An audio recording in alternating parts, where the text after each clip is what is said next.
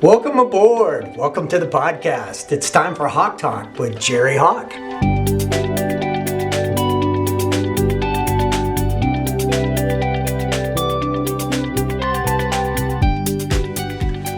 Okay. Really, let's get real here. Let's get real. Ready to get real? Breathe. Just breathe. So I had this teacher once, and he was the most irreverent holy man I've ever met in my life. I loved him dearly. Loved him dearly. And he taught me how to quiet my mind. So all of us have chatter. I want you to go to my website. There's the author of the book Positive Intelligence, Mr. Shamin, has his website. He's given me permission to promote his book, and you can go on my website and it says free assessment, and take this assessment that he has created, and then read his book Positive Intelligence. It's fantastic. But it helps you understand how maybe the ego works. And he's broken it all down into 5 little characters, if you will, voices in our head. Like I've got a big hyperachiever, I've got a big controller, a stickler. Anyway, we've all got our stuff. And those voices are constantly in the background saying, so in order to be focused, you need to quiet those voices, the voices that have been driving you, and get you into what I like to refer to as heart space. And the heart space is your true essence. It's where your values live.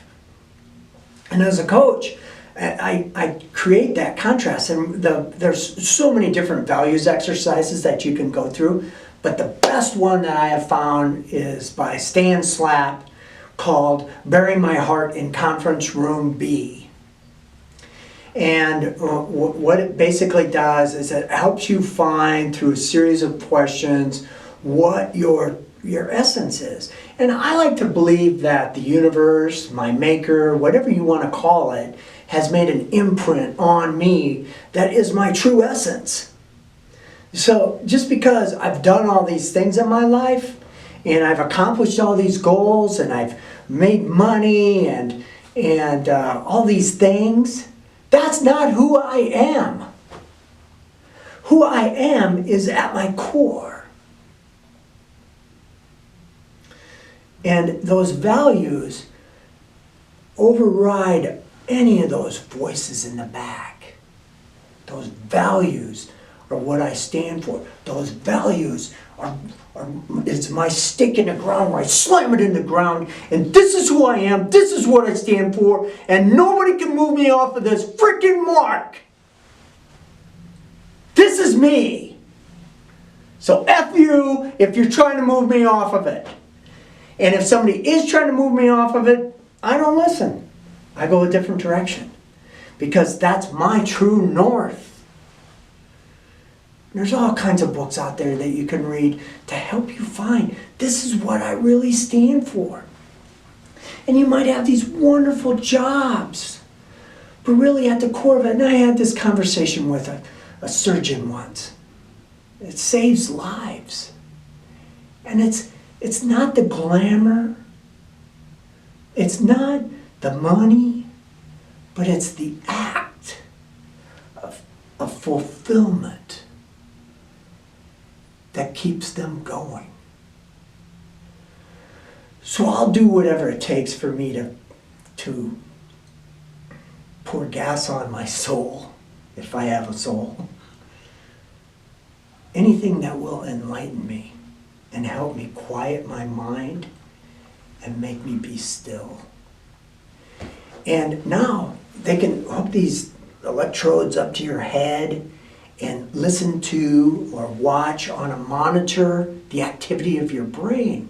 And what they have found is this, and this is important, that the more quiet your brain is, the more it lights up. From left to right hemisphere, back and forth. And you get more access to your brain. And from that, more creativity comes forth. More ideas come forth. You're pouring gas on those values. So the more quiet you can become and stop listening to what's driving you, your egocentric thinking, the more creative and fulfilled you can feel. The more present you can be with another human being in the moment of crises. Think about, the best example I can give you is Bruce Lee, weighed like 130 pounds soaking wet. And he was all about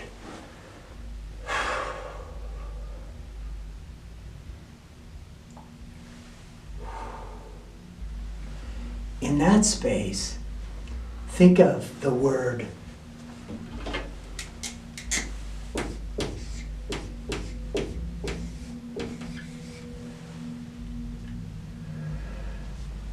no. Buildings burning down. People are screaming. Quiet. No. Stay present. And when those voices come up and you take that free assessment and you listen to those saboteurs and get to know how your saboteurs work, you're going to have to quiet those saboteurs. And that's when you say, no!